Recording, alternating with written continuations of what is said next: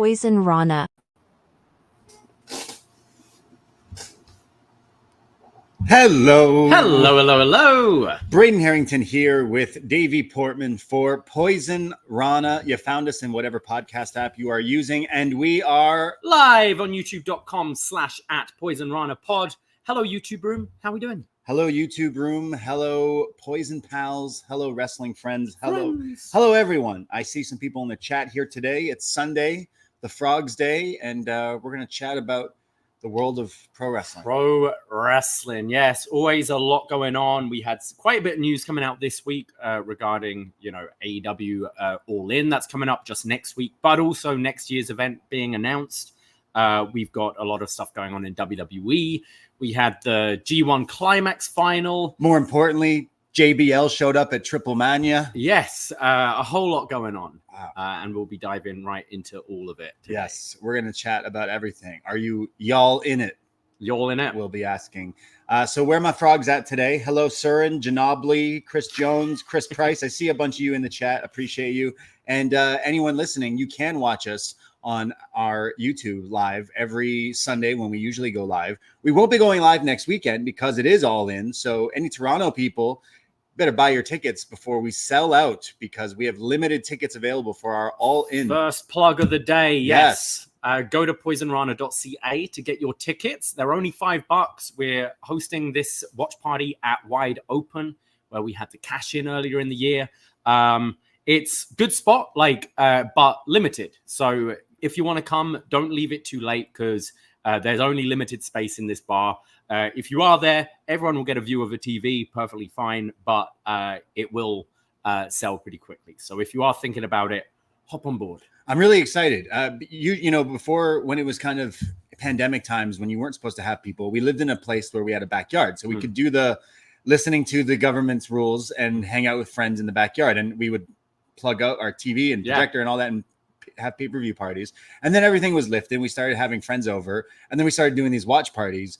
Well, we weren't too sure because AEW, our watch parties haven't really been the most interested in. People have not really been too into it. So we've usually just have AEW parties at home with our boys and our Toronto pals. But we were thinking of that for AEW All In. But a few people were asking. So we're like, all right, instead of just hosting at our house, let's invite all our friends to our favorite dive bar in the city and do this. So I'm more so excited to have some of our normal watch party crew show up, but with our real friends, our Toronto crew. I'm excited. Absolutely. And the staff there have, we've done 2 events there now, and both times they've really enjoyed it. Everyone's been great, but it's one of these bars that's very busy every night of the week. So we can't really book these things for a pay-per-view night, but it works out perfectly. Weekend, middle of the day, come along and watch the wrestling there. We'll be having drink specials and have you worked on a few prizes. I'm still figuring it out. It's been a busy week at work. We had Pink, we had Blink, we had Slipknot, a lot of concerts in the area this week. So work was pretty crazy and was working a little bit more than usual. But yes, I'm sure the espresso martinis will be there because it's a daytime on a Sunday. We're going to be tired. Can we bring our own? We're the hosts of the party. Can we bring our own bottles and make Ferraris?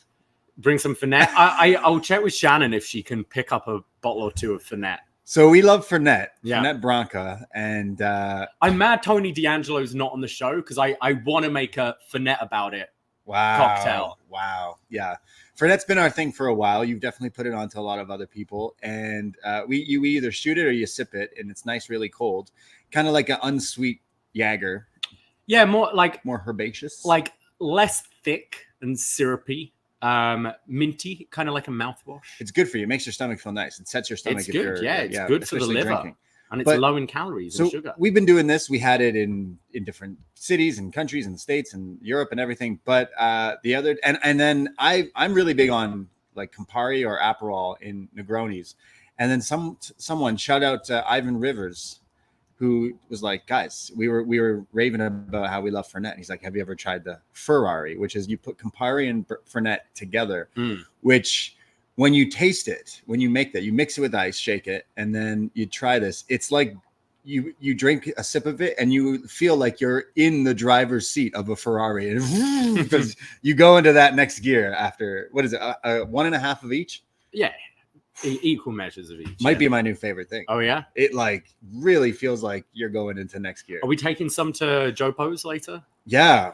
He's going to make me his crazy drink. Oh, boy. That he's been raving about. This is the one with the coconut in it. It's like it's like Malibu and whiskey and Aperol. John's and like, hey, something. let me make you my favorite drink. And then it's just everything. It's like an all-dressed drink. It sounds like when I was a kid and I'd like raid my dad's cupboard and I wouldn't know what's in it. And I'm like, bit of this, bit of this, bit of this. I'm a bartender now. Right. And sometimes it works, sometimes it doesn't. I have had his drinks. I'm reserving judgment. He says it's great. I've had it. It's I trust good. him. Yeah, it's good. It's definitely, if you like coconut, like adding coconut definitely overpowers of anything you do. But I think we will be doing some mixing. We're having a little post-wrestling soiree. Hopefully the weather keeps up because his backyard is really nice. It looks nice right now. But... And John Pollock, the GOAT, the king of post-wrestling, invited us over later tonight. So we're going to record this. We're going to record it behind the BDE. And then, we're going to go over to John Pollock's house and finally deliver what's been waiting for him since WrestleMania weekend. If you've been following along the story, we went to Philly for Mania. We held our Drinkers Pub meetup, and friend of the show, shout out Chop-T's, Dickie Bird, all the way from Australia, came to our event. Not only did we stay with him and party with him, but came to our event. But earlier in the day, Dickie went to the Lapsed Fan, their podcast event, WrestleMania weekend. And one of the prizes they were giving away at their event was Terry Funk's branding iron from Terry Funk's estate sale. Now, the Lapsed Fan guys, I've looked this up. This is legit from Terry Funk's estate, from his wife. They bought it from her. And Dickie Bird won this at the Lapsed Fan event and then realized, how am I going to fly all the way back to Australia with this branding iron? So he gifted it to John Pollock, who then thought, how the hell am I going to bring this into WrestleMania? So I grabbed it, Ubered it back to our Airbnb, and then we drove it back across the border. And it's been in the BDE in our house ever since. But tonight, finally, I'm doing the right thing. I guess so. You don't think I should? Yeah, you know what we're not giving, though? They're coquitos. Yeah, they're never getting those. Yeah, sorry. Those are gone. Those went missing, actually. We sometimes get gifts for John away that sometimes never make it. So they don't need it. Yeah. But yes, the branding iron. Shout out Lapsed Fan and shout out Dickie Bird. And John Pollock will now own this. And I think it'll look really nice next to his Dallas collection. Yeah, it needs to go between the Pasta Lovers shirt and the Dallas collection. I hopefully this shows up in the post-wrestling stage in his set in future podcasts. But see how nice we are. We're actually you know how hard it is for me to give this away? I know, yeah. We're walking around the house pretending to brand each other for months now. And it's been great when wrestling fans come over and we tell people what it is and they lose their minds. Yes. People have like photo shoots with it. So yeah. It's great. It's gonna be great. I was serving a guy the other week, and he was going on about Terry Funk, and I was like, I have his branding iron. His branding iron. They're like, what? Yeah, it's pretty insane. Talking of Dickie Bird, though, we do have a bit of a sale going on chop-tees.com. We're saying goodbye to one of our top sellers, actually, the Poisonrana, the Philly-inspired Poisonrana tee. That comes both in the ringer version, the baseball tee version, and the classic white tee. We made this. This is a kind of riff on the Rocky poster. Us on the steps in Philadelphia.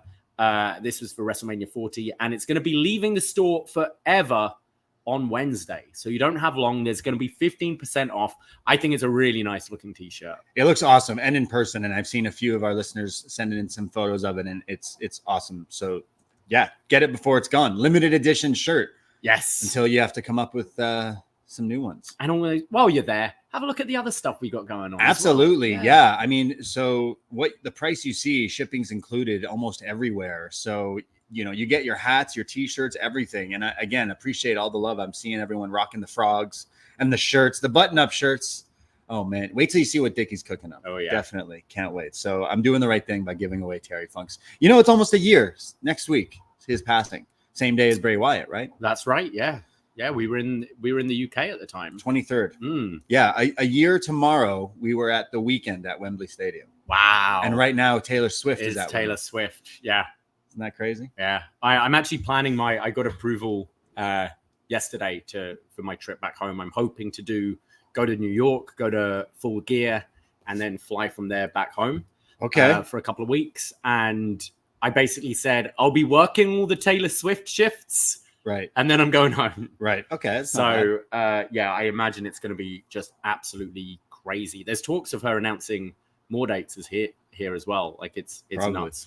They did the whole renovations for her. Yeah. So like, that's why. It's going to be interesting because like Taylor Swift is kind of sandwiching All In at Wembley. So right. I think we're going to see a much better looking bigger set this year. Yeah.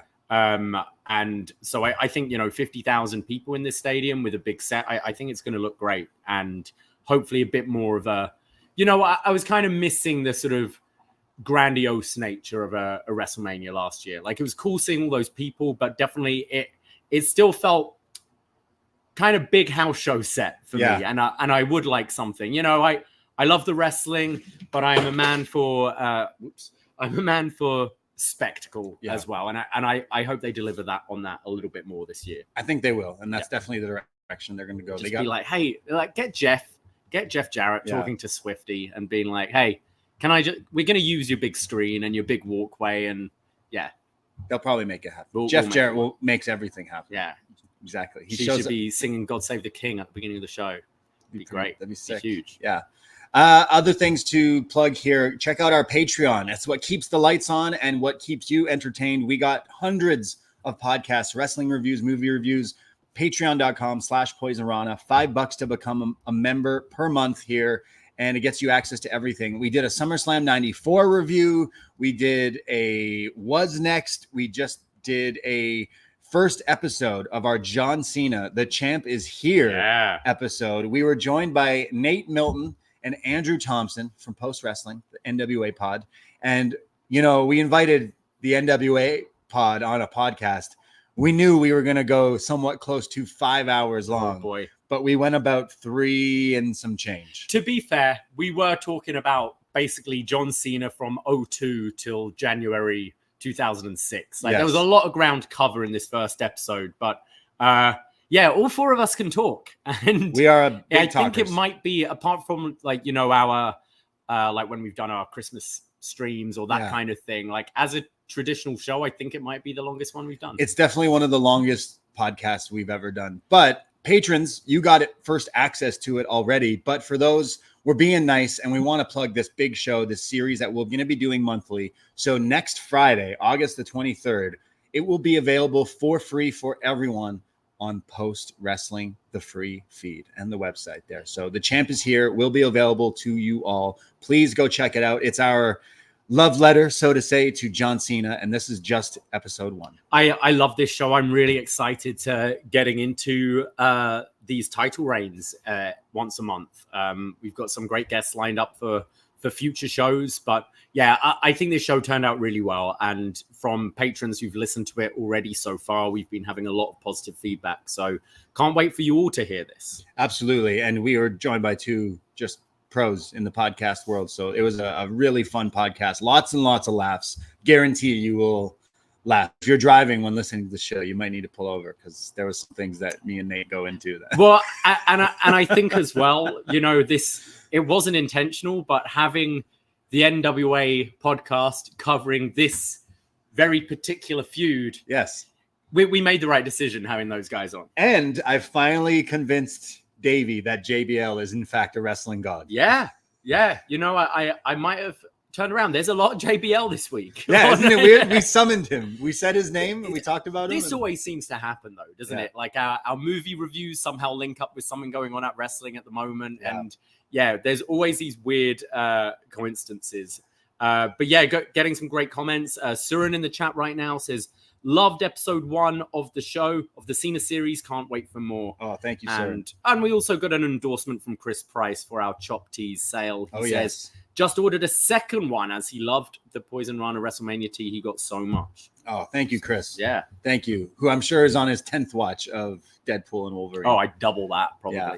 A really awkward, funny, ironic thing happened this weekend. Yesterday, I had plans to go to a buddy's cottage. He had a kid in the last year, so I was like, I'm going to go hang out with you and your family at his cottage. And he's super into like weather and stuff. And usually right when it comes to this stuff, he used to somewhat storm chase, and there was a big storm outside of Toronto. So he's like, sorry, like we can't go to the cottage. It's supposed to like be really bad. So we didn't go. So instead I'm like, come closer to me. We'll go see Twisters. Right? That's pretty funny. Let's go see that movie instead. Okay. So I wake up, it's tornado warnings. He sends me photos and videos from his house. Like it's like hours outside of the city. He's like, there's legit tornadoes outside my house. Wow. I can't come to the movie. I'm like, how fucked is that? I'm like, first of all, be careful. He's like, yeah, I have a basement, whatever. And he's like, yeah. So he had to take his family into the house the day we were supposed to go see Twisters. So I was like, I'm so sorry, but I'm gonna watch it at home. So I'm watching it, me and my girlfriend, and then it starts to like thunderstorm, and I'm like, this is a weird movie to watch when it's the weather's outside. Been pretty unpredictable this summer. I think we've had lots of like crazy storms, and like right now it's pretty hot and humid. There's something kind of, I don't know if romantic's the right word. Like I think, you know, tornadoes or earthquakes or those kind of things are pretty scary, but there's something kind of cool, I think, of, you know, let's bunker down in the basement and set up a little TV and some candles and pretend we're in this. We'll have some cans of food for survival. Our survival bunker. I'd be into that one day. As long as it's safe. As long as I'm fine. Yeah, because like it could be dangerous. Yeah. The movie was really good. Yeah, actually, it was really way better than I thought it was going to be. So cool. Yeah, definitely recommend. But it's on digital now, so I was like, all right, you know what? Forget risking my life during a tornado to watch Twisters. It'd be terrible. Everyone would laugh at you if that's how you went out. Well, you're like, oh yeah, you know that guy? Yeah, they saw in the news that this guy died going to see the movie Twisters or coming home from the movie Twisters and died from one. Yeah. I'd be like, Alanis Morissette would sing about it. Yeah. is that a lyric? Well, it's ironic. Yeah, very, very, very. So check out our Patreon, like I said, because also another show this week, we're finally going to be looking at a show that we've somehow avoided. ECW One Night Stand 2005, as selected by family member, world champ Andrew McDonald. You know, I'm really looking forward to this one. We've touched on bits of this show before. I think most recently with our Paul Heyman Poison profile, going over like that opening speech from the show. We've talked about Masato Tanaka versus Mike Awesome, but I'm looking forward to watching the whole thing.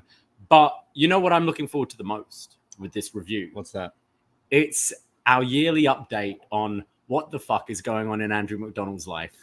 We normally get wild stories of ex-girlfriends and fried chicken and stuff. So that's the draw for me this week. Yeah, we have fantastic listeners in the Poisonrana / Post Wrestling universe, and family member patron Andrew McDonald from Cape Breton always lives up to the gimmick. Never disappoints. I think one day we started the show like how's it going? And he was like, oh well, I almost sawed off my hand with a chainsaw or something like that. We're like, oh my God. Okay.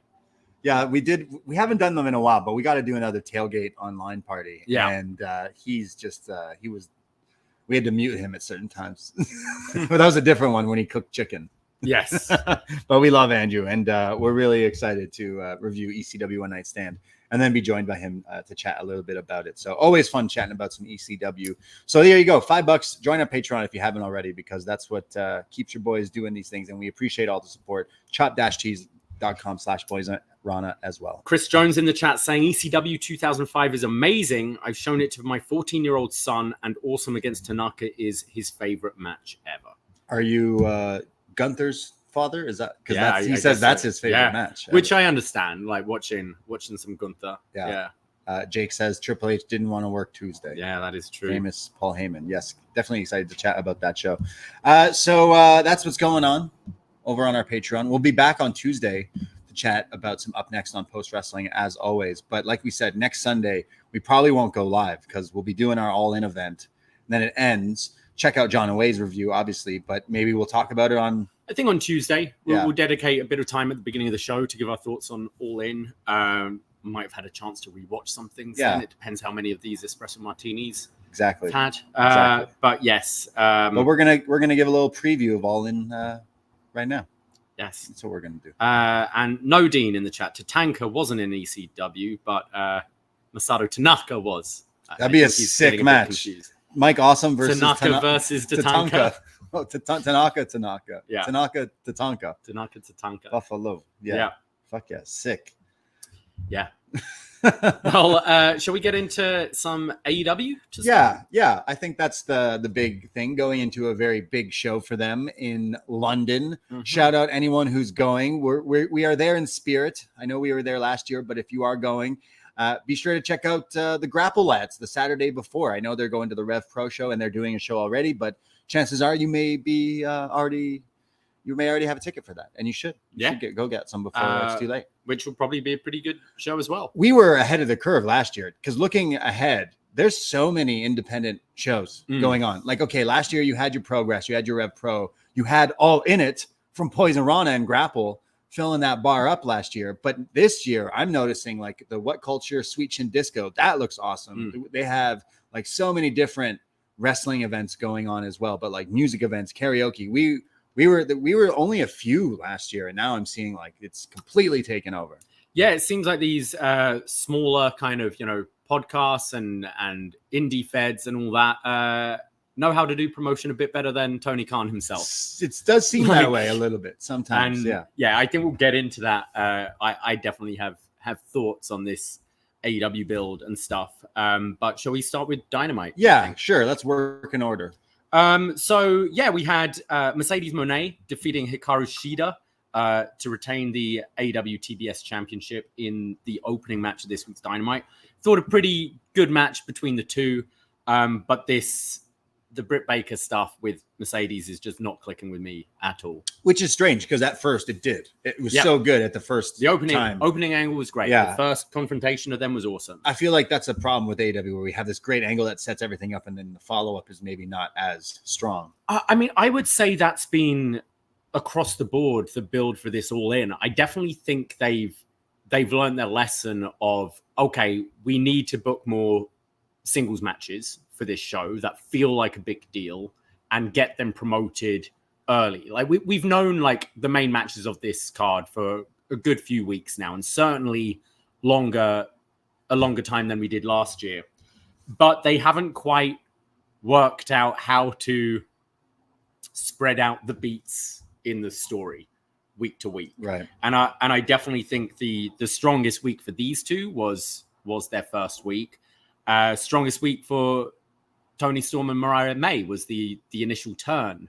And it's almost like the peak has come too early in like most of these feuds, I would say.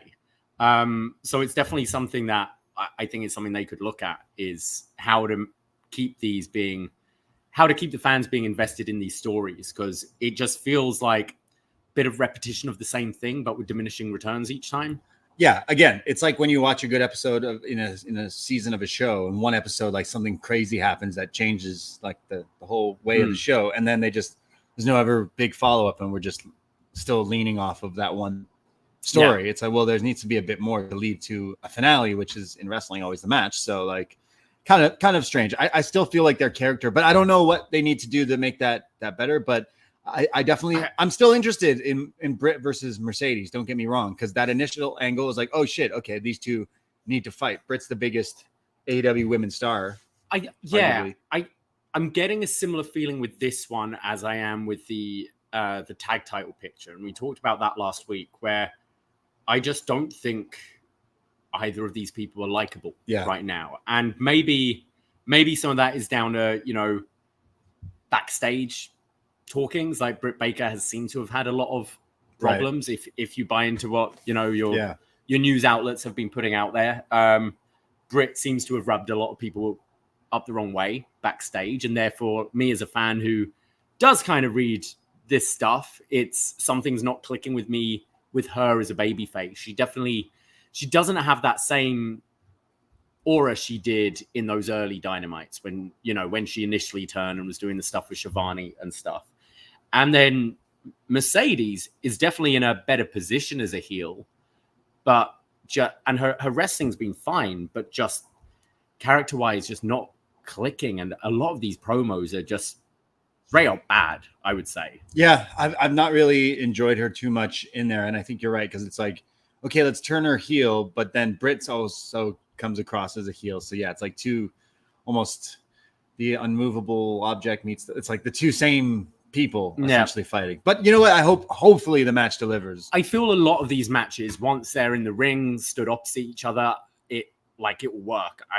I have had these criticisms with WWE over the years, like the Sasha Banks Bianca Belair match, which was one of my matches of the year that year. The build sucked. Yeah, the build was awful.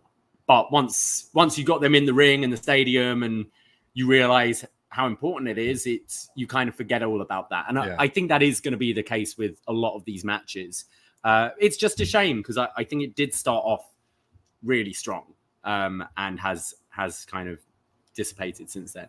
Yeah, there's a few stories that's like that. Like then we went from that match to Adam Page, Hangman taking on Jay Lethal, which I'm like, okay, there's definitely no heat going into this match. We don't know what Hangman's angle is with All In, if he's even wrestling at the big thing. You imagine he faces the winner of the title match at All Out, which is in only just a few weeks.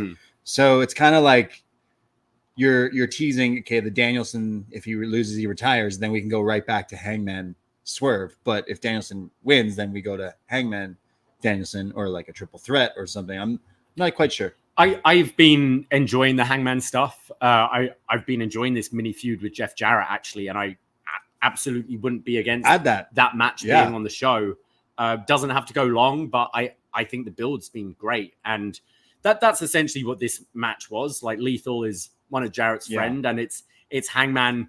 You know, he's come back. He's pissed off that Swerve's the champ. He's pissed off that he's lost himself some big matches, but he's almost blinded just by this rage that he's tripping up at these fit of rage. And I would, unless he's going to be in this gauntlet match, I think Jarrett Hangman kind of does deserve to be on this show. Which like that match. If you told me 3 months ago we're booking Jeff Jarrett versus Hangman, I'd be like, what a waste. Why? But I think the story for this has actually earned it, and got to hear Hangman will be and Hangman will be involved, whether it's against Swerve in a non-title match. Wait a second. Okay, hold on. Sorry to interrupt you, but this gauntlet match, the casino match. Okay, so that's where you can have these spin-offs of all these other feuds. You can do these mini feuds. And what if Hangman wins this and is like, yeah, I'm cashing it in? Yep. Right? Like, that's something that they Could he cash in at the end of the night? Exactly. Yeah. He cashes in on someone and walks out as champion is something that could still potentially happen. So I think therefore you're not getting the singles match, but you're getting him in this gauntlet. I think Hangman's definitely going to be, even if he's not in like necessarily a singles match, he'll be a big presence on this show, and I think we'll be involved somehow with the finish of the main event. Mm-hmm.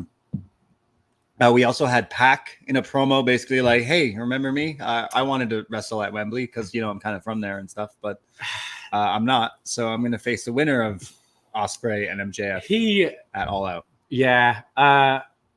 I don't know if this was, them forgetting he won this match, and then we know Tony's dialed in on Twitter and stuff, and then seeing people like myself being, "Yo, didn't Pac win that match?" Right. By the sounds of it, Death Triangle were going to be involved in the trios. They still might be. But we're going to be involved in the trios, and now we've had all this stuff with the contracts. Penta looking like he's going to WWE.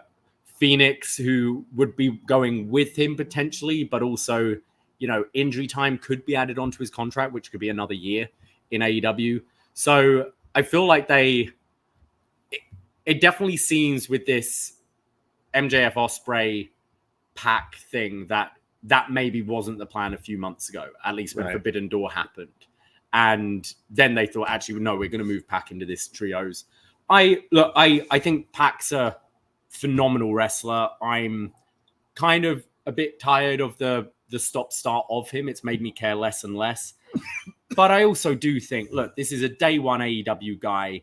He's from the UK. Like, if you gave Paige Saraya her moment last year, Pac should be getting something. And it's for the character to be like, it should be me and I'm mad, but you know what? I'll just wrestle 2 weeks later in the smaller arena, not in my home country. I'm just like, fuck, man. Like, Yeah. It made him come across weak and like, no, I'm fucking wrestling in this match, or kick up more of a stink. And it's, I'd be interested. I imagine because there is a mystery team, isn't there? So there is ladder. So there's a 4-way trios ladder match, which is that's like 20 people right there, almost like Patriarchy, Bang Bang Gang, House of Black, and then TBD, which you'd imagine would be those three. I imagine it will be those three. Yeah, and that could be a crazy match. Yeah, and why not? If you've still got them under contract, have them in it.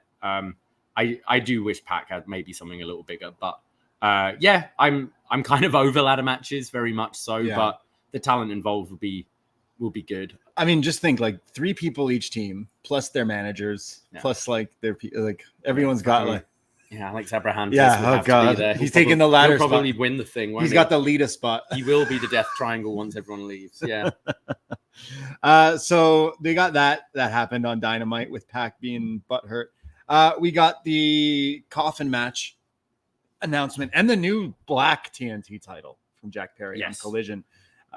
So these two, I thought Darby's promo was pretty scathing. To Jungle Boy. He was a little unnecessary, I thought. He's Punk's boy. I actually think Jack Perry's been really great in this feud. And I think he's the only thing working in this new Elite right now. Like, the others are just joking around. The EVP stuff with the Bucks, like the first angle was great, and it's just been like we've commented on it. It doesn't really make sense. Tony Khan was back 2 weeks later. You got Christopher Daniels in a management role as well. Like, at the end of the day, it's Tony Khan making the calls. So these characters don't make sense. And it's, I'm pretty down on the Bucks again right now. And Okada, he gets a laugh out of me, but it's like, okay, we're doing a stadium show, and what's Okada doing? He's in the gauntlet match, in Cardiff on. Yeah, but I imagine, is it Claudio versus Okada? In Cardiff. Yeah. Yeah. But I think Jack Perry's been very good. I think they kept him pretty strong, not quitting in that blood and guts and having the Matt Jackson quit for him. And Darby's been very scathing. It's, we're going to get a glass reference being Wembley and a glass coffin, maybe. Coffin. I think this is going to be really good. I think these two are both pretty nuts. And I'm digging this feud actually. So whose side does Shane McMahon? Does he side with the new Elite? Shane McMahon wins the match. He wins the gauntlet match. Shane McMahon sides with the Elite, or Shane McMahon helps Darby? Shane McMahon is showing up at All In. You think? Guaranteed.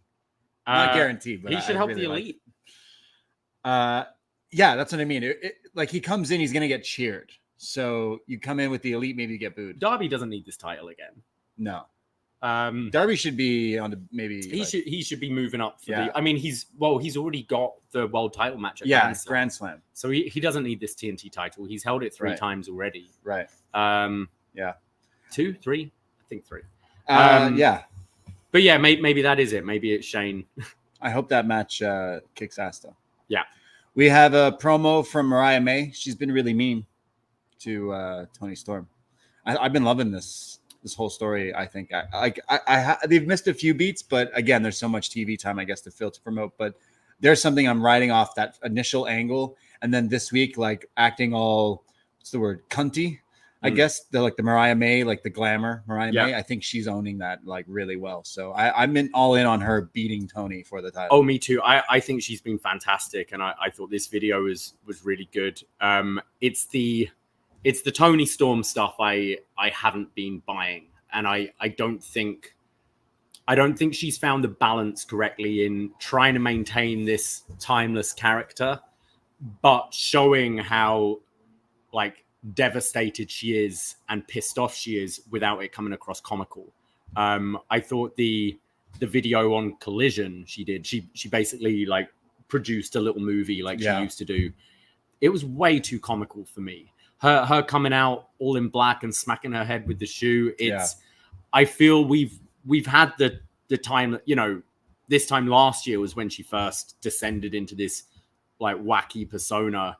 And then it kind of leveled out. She was still very funny, but she owned it and it became more just her completely. And I think she's gone way too wacky with it, where I'm not buying her half of this feud, but I'm loving everything Mariah May's done in it.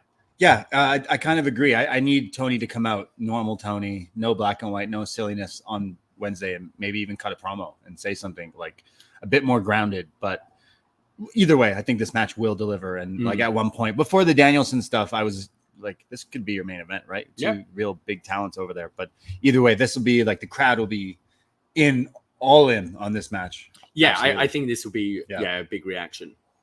What else happened? We had Chris Jericho. He did some stuff. What else was there? Oh, there was a good match, a triple threat match.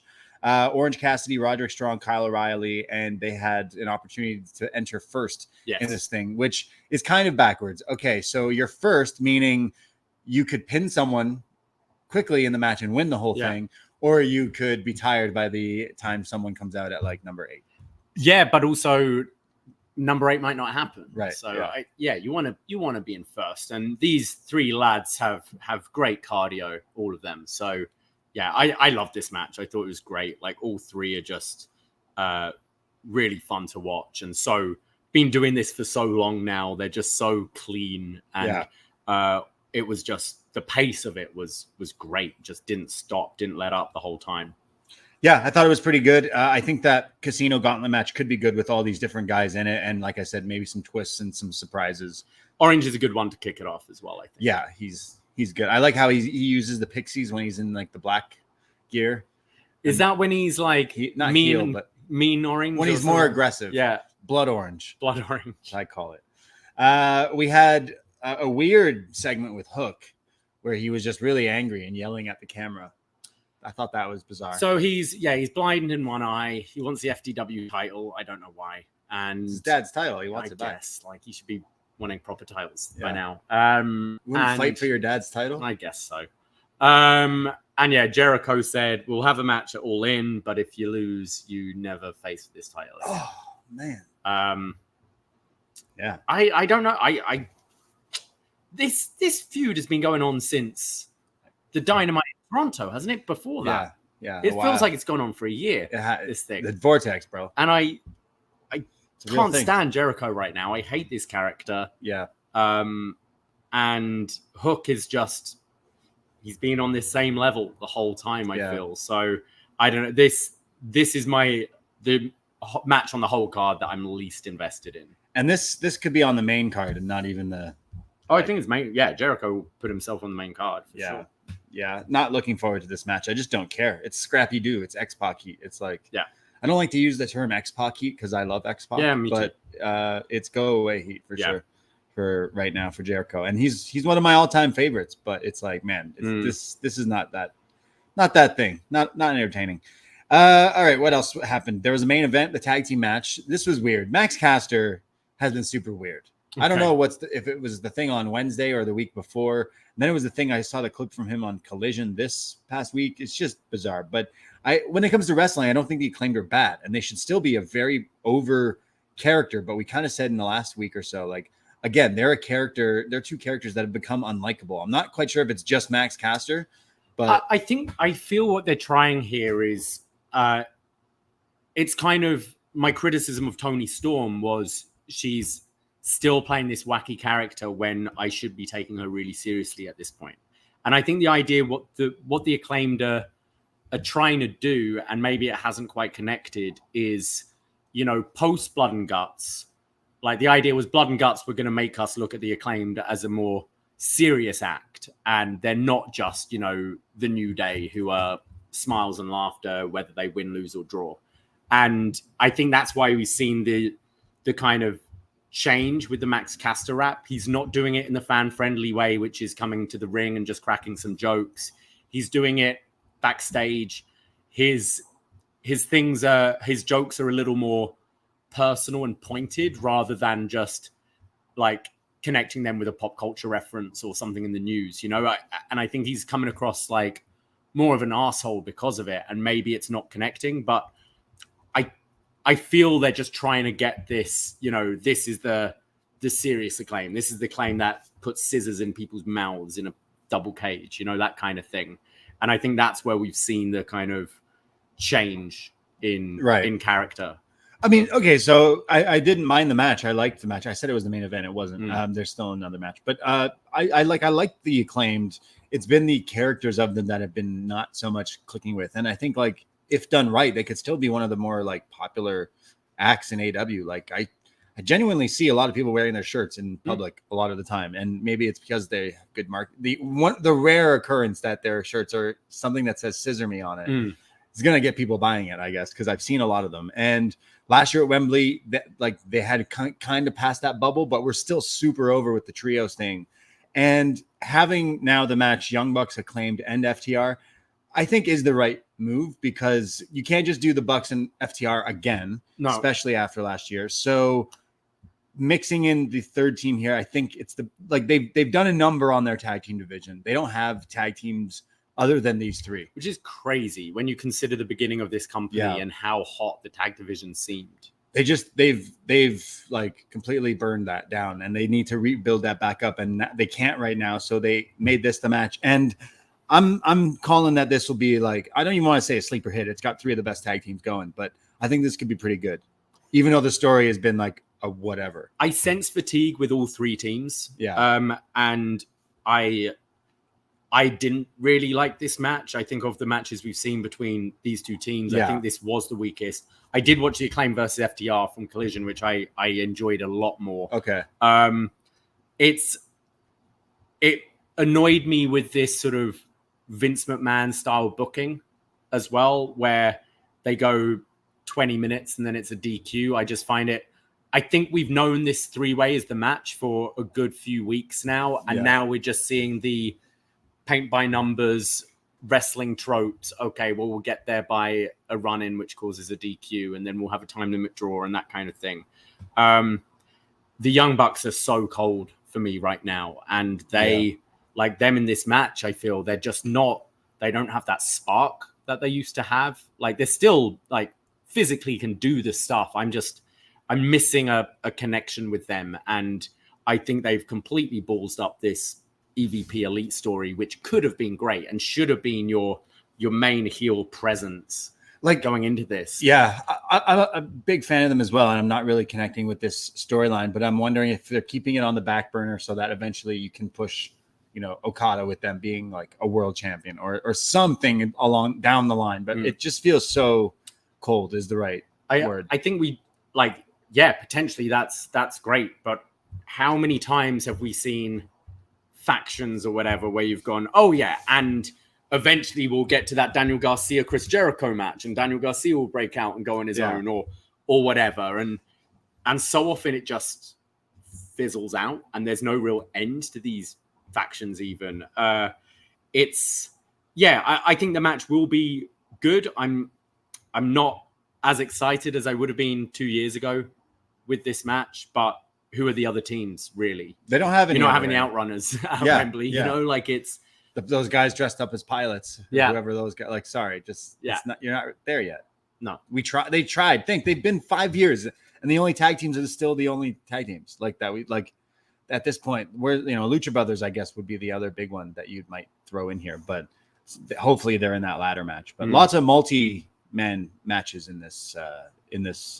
Show. But then the main event on Dynamite, Wheeler Yuta taking on Swerve Strickland in a pretty good match. I love Wheeler Yuta. He's still kind of in the same position. I still think like pretty like great wrestler, but the character, the personality is still just kind of a, hey, he's friends with Daniel Bryan, or hey, he's in the Blackpool Combat Club thing. So I thought it was a pretty good match, and I liked the whole thing. I'm really into Swerve Danielson feud. So that's really what this all was for. This is the one match that I'm getting FOMO over. Sure. And even to a point where when Danielson announced the stipulation, I had a cheeky look at flights. Right. It wasn't doable for me, but I do have a house very close to Wembley. Like, I was like, and Bryan Danielson's like my favorite wrestler of all time. And I think they've done a great job with planting this seed of doubt, in interviews on one hand, him saying like he came into AEW because he just wanted to wrestle, doesn't necessarily care about titles. He's then going on about, like neck injuries and all these injuries that have caught up with him. You then get the Green Day music video just showing his career with like the Ring of Honor stuff, the Road Diaries thing he was doing with Colt Cabana, his stuff in AEW, and like I had goosebumps watching that. And they've made you think that like I'm gonna be like, I'm emotionally invested in this because I do not want to see Bryan Danielson retire. I want to be there in person and see him wrestle live again. Mm-hmm. But if he does lose, you go, okay, well, I get it. They've been rolling out the red carpet for him these last few weeks, and they've been, you know, a video like this makes you think, oh, it could be the end and stuff. So this is by far the best built feud. I think they've done a great job with Swerve and I think that sit down interview with JR last week really set up this week with his actions beating down Wheeler Yuta, where he's basically, look, I wasn't getting noticed and therefore I had to threaten to kidnap a man's baby to get noticed, is essentially what he said. And here with the beatdown of Yuta, it's like, look, I respect Danielson, but I will do anything to retain this title. So he's coming into this match as the heel, sure, but it's in such a way that as soon as the match is over, you can have him back to being a babyface. Yeah. Easily, 100%. Yeah. So I think this has definitely been the most effective build and 100% worthy of being the main event match. And it's the one I'm completely the most excited for. Should we go through the preview of All In? Was there anything from Collision? There was some things on Collision actually this week. You had, it was weird. Eddie Kingston sent in a video. So he's in the gauntlet? No, he's in his crutches still, but he was in his home and he sent in a video basically kind of doing what Jeff Jarrett did with Danielson, but he was like where's the Danielson from Ring of Honor? Where's the Danielson that would like spit in my face and call me a bum and bully me? Where is that fire? And he's basically saying you've lost it, you've passed it, you don't have that spark. But it came across, you know, compare that with that video of them after their last match where they're backstage in the trainer's room and they win over that respect. You take it as it's like Eddie Kingston, you know, motivating Danielson as well. So there was that. We had the announcement of the trios ladder match. FTR Acclaim was very good. But we had a huge title change, Braden. Oh. A massive title change happened last night. What title? We have a double champion in Ring of Honor right now. In Ring of Honor? Goldust. Oh. Dustin Rhodes is now your tag team champion and your trios champion. Who's he champion with? Tag team champion with his dog? They kind of. They found someone. Have you heard of this guy, Sammy Guevara? Wow. We had a Sammy Guevara time. It's time to fly. Time to take flight. Yeah, they beat Taven and Bennett for the ROH tag titles. Remember, this is the last kind of Collision in the like Texas run, so I think just another feel good Dustin moment. Right. But like, man, how? Okay, I'm saying this after he wins a title, but come on, it's the ROH tag. What other title is he? How Dustin? Yeah, trios with the Von Erichs. Right. But how Guevara's fallen? Yeah, at least he's got something, but I don't know. Like that's tough. You've got to think, I mean, he's had multiple suspensions and things, but think how this guy, and I know he's someone definitely with that X-Pac heat, you know? Yeah. Like, very talented wrestler, but just gets under your fucking nerves. Yeah. He's definitely an X-Pac, but think how many he, you know, won the first, was it Stadium Stampede or Anarchy in the Arena or one of that? Like he won one of them for his team. He lost the first one, I think. He lost the first one. That's right. He won the Arena one, I think. I vaguely remember. But yeah, he, you know, he's been in big moments, was in a big moment in that debut episode of Dynamite. He's, you know, been labeled as one of the four pillars and stuff. And then he's been kind of banished to Ring of Honor after multiple suspensions. He's someone I would say, once that contract's up, have a look what's going on elsewhere. Because I don't see, like, I see this hit as his ceiling at this point. Yeah, it was like, hey, do you want to be in the learning tree? Not really. Okay, cool. How do you like Ring of Honor? Yeah. Yeah. Because We won't put you on the same show Mercedes is on. And he's someone you could definitely have as like a, like a JD McDonough-esque role in the Judgment Day, which, right. Okay, you're not world champion, but it's probably a bigger paycheck. Yeah.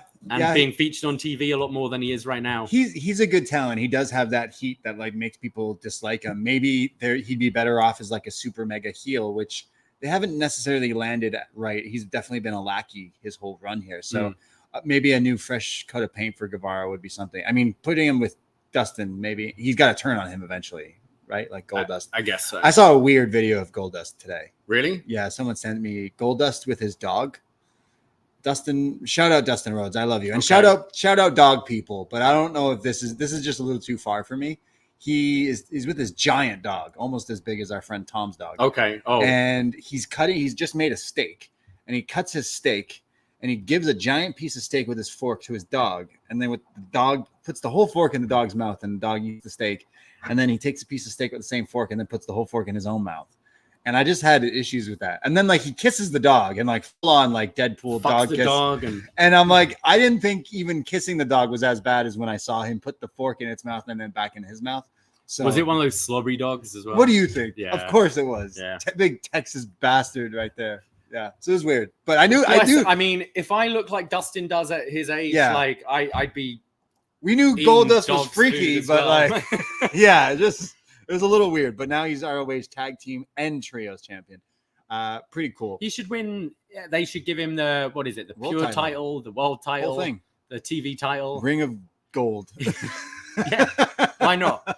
And then that's where WBD are like, you know what, this gold, this Ring of Honor thing might have legs. Yeah. All right.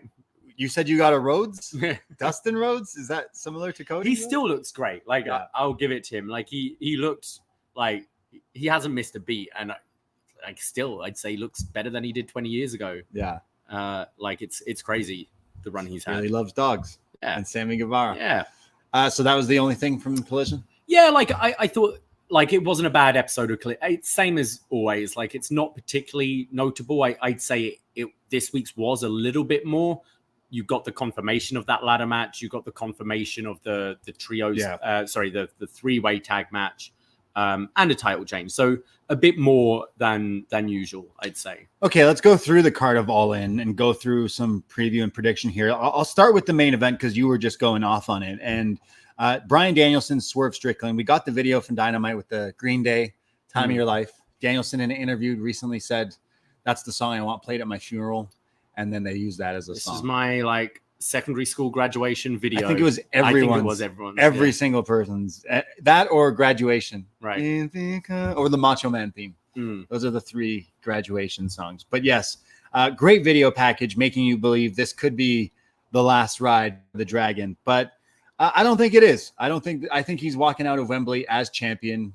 He can't leave AEW without ever winning a title. So yeah, I mean it's how much stock you take in these interviews. Like how banged up is he? And I'm if I were to bet, I would bet on Danielson for this match, but it's definitely how much you want to bet, bro? It's the most $100. It's the most emotionally invested I am in anything on this, and I'm gonna be, I'll be on every near fall with that. Yeah. If he loses, I'll cry probably. Yeah. If he wins, I'll probably cry as well.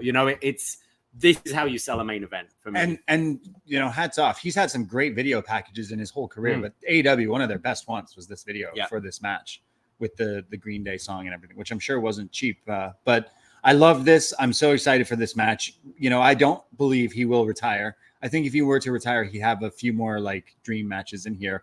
And even if he retires, Bryan Danielson doesn't mean Daniel Bryan isn't completely done yet. And we need that John Cena match eventually. But I don't think he's quite done yet with AEW. But I think, I think Darby Danielson at Grand Slam sounds like a pretty great match. And it's one we haven't seen yet, to mix it up. So. And then another thing, they're calling it the final countdown, meaning of course we're getting Europe playing him out.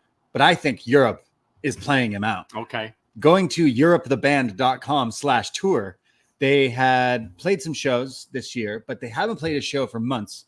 But they're playing September 3rd in Italy, Trento Music. It's my birthday. Yeah. Should we go? So a few days before that, maybe they make the trip to Wembley. That would be fantastic. It probably costs the same amount to pay them to play than it is to play the goddamn song. Yeah. So you might as well just just get them.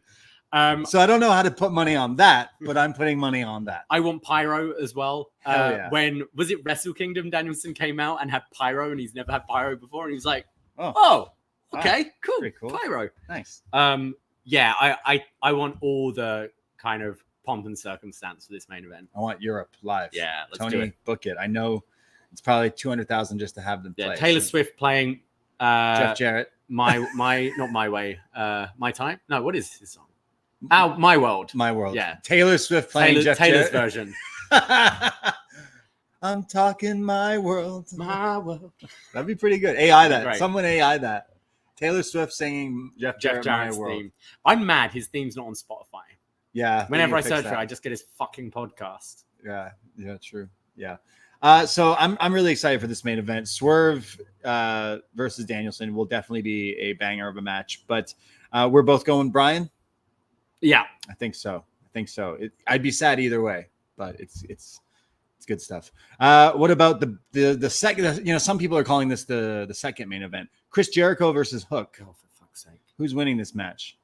It's FTW. I mean, so is this technically? No It'll DQ? be a no DQ match. I think Hook needs to win this. So he's got it again. I mean, okay, I'd like Hook to win it and then retire the belt. Yeah, give it to his dad.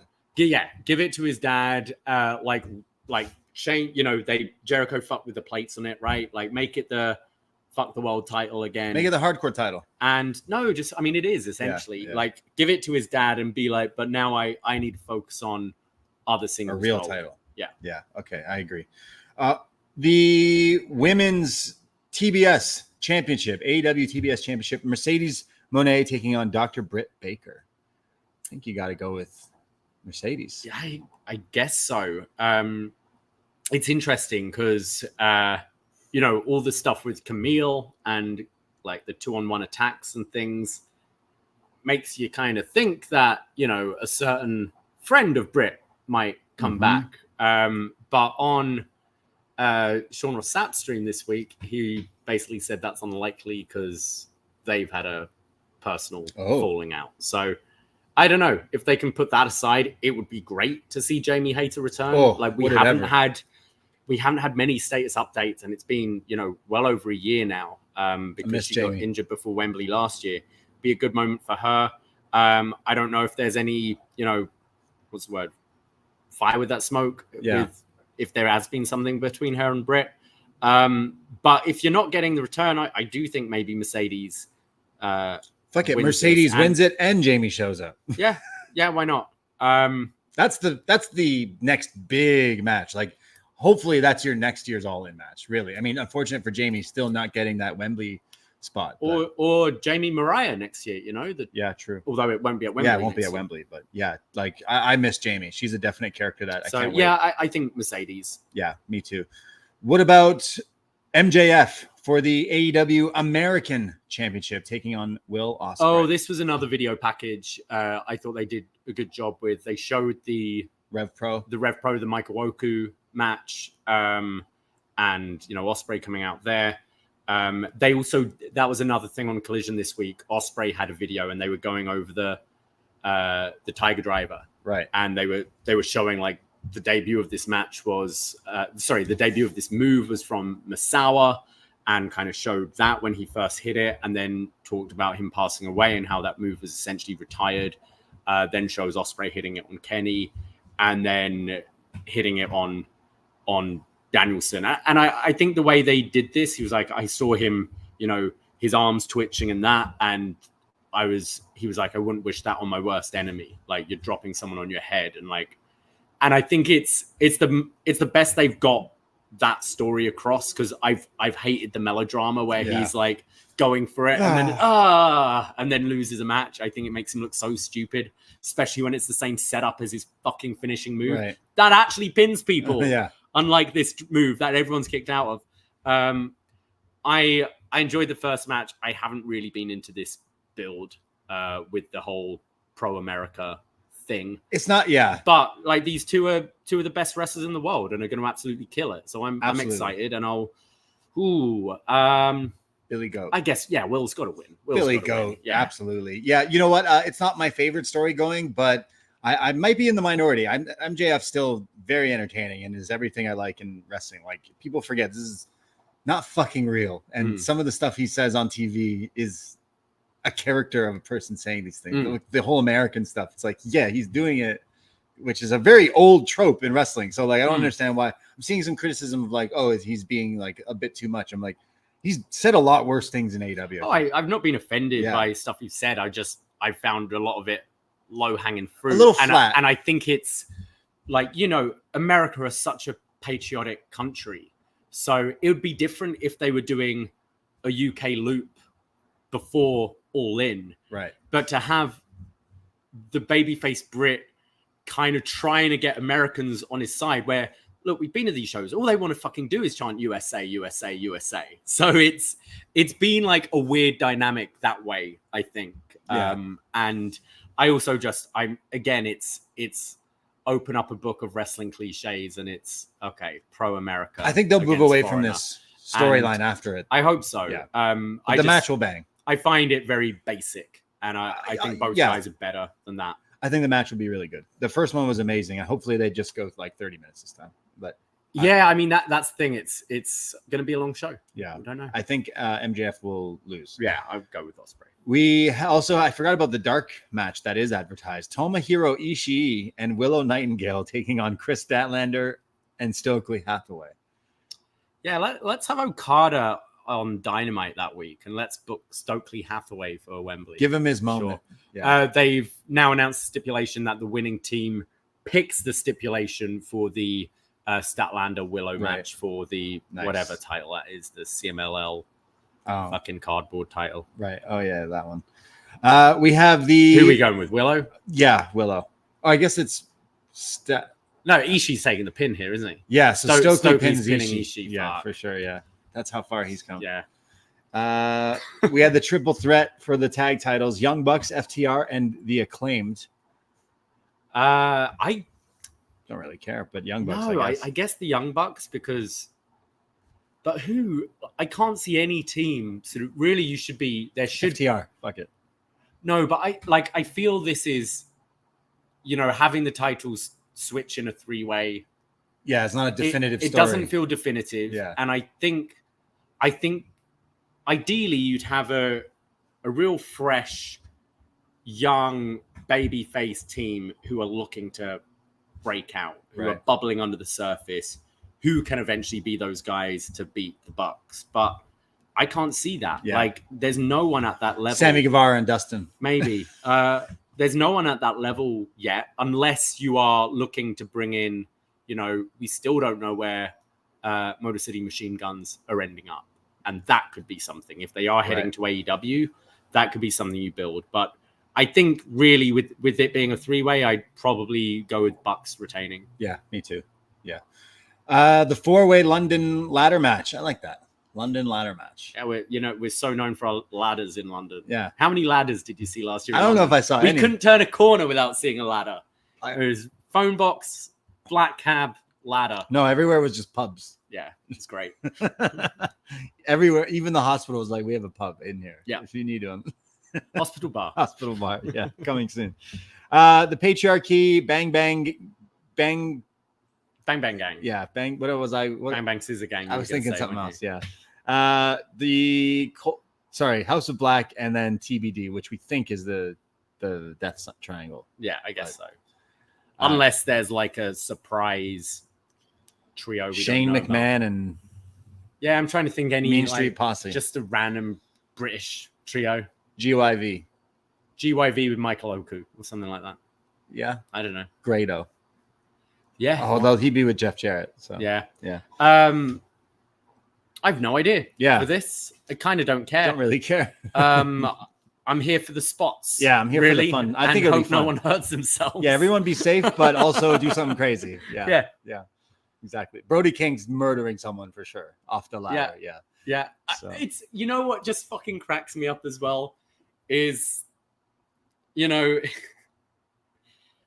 I see the image of Malachi Black, and then they announce a ladder match. I'm like, this motherfucker will not take a pin. Like when has he taken a pin? Never. It's like, how about we just do a ladder match? Yeah. How about I just hang out in this room? He didn't even tap out to Edge in the cage. He just passed out. Like he won't. This fucker can't take a pin. Yeah. Oh well. Yeah. So I'm going with House of Black. House of Black to be true. Who are the teams? I don't know. Patriarchy. I'm going with TBD. Yeah, me too. Yeah, me too. Yeah, I picked them too, actually. The Casino Gauntlet. We know Orange Cassidy, Roddy, Kyle. We assume maybe Hangman, Jeff Jarrett. We'll know more after this Wednesday's Dynamite. But I think they do something with Hangman and possibly using this for a title opportunity, whether it's trying to cash in at the end of the night or for All Out in Chicago, as I imagine. So I think Hangman ends up winning this thing. Yeah, I think that makes the most sense. Which is interesting because I assume they're going Hangman Swerve at All Out, but I imagine that's non-title though, because we're going with Danielson to win. Yeah. So I don't know. I think Hangman makes the most sense of everyone on this roster. Right. Like, what if Danielson wins and then he cashes in and beats him for it? Yeah, we don't know if you can do that or what, but they could absolutely do that. Danielson gets his moment, doesn't have to retire, but drops it right away. I do want a bit of a Danielson run though. Yeah, I'd be wrong. But I've loved this gauntlet they've created. Right. I think the first time they did it, they made the mistake of not really explaining to us or the commentators what the rules are. Yeah. Second time round, which they did them quite quickly in succession.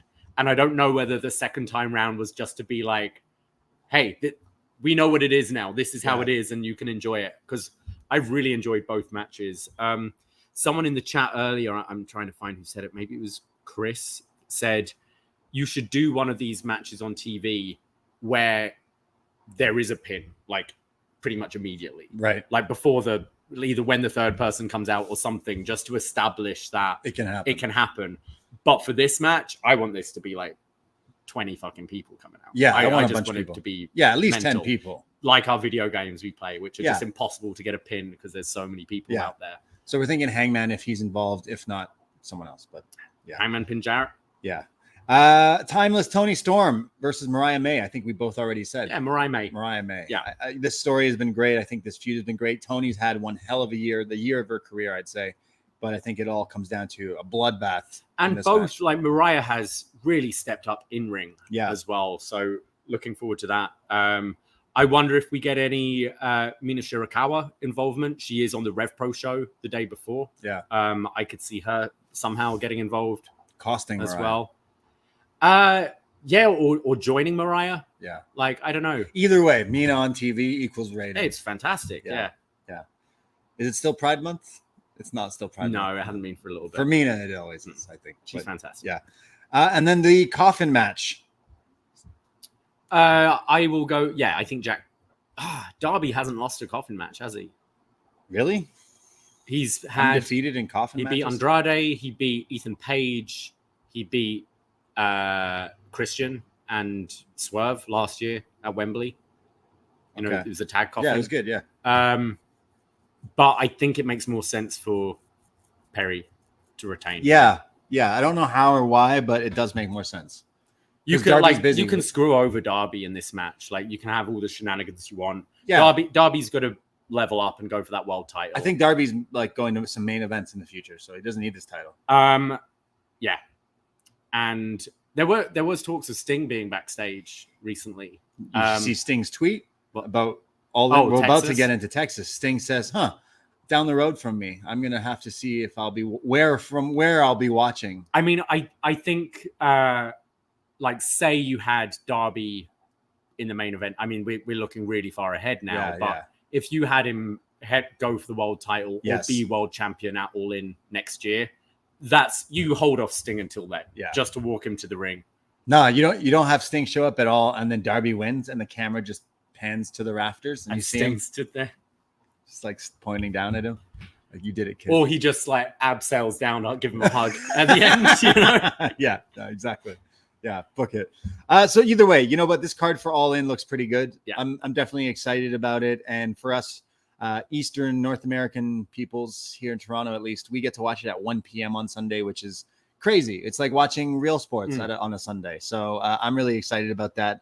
And I'm looking forward to watching. I think they've done a much better job in building the matches this year. I still like, I've voiced my criticisms of some of them. I do think you need to, you know, you get your big angle, but you've got to figure out a way to keep it compelling for 5 weeks or whatever.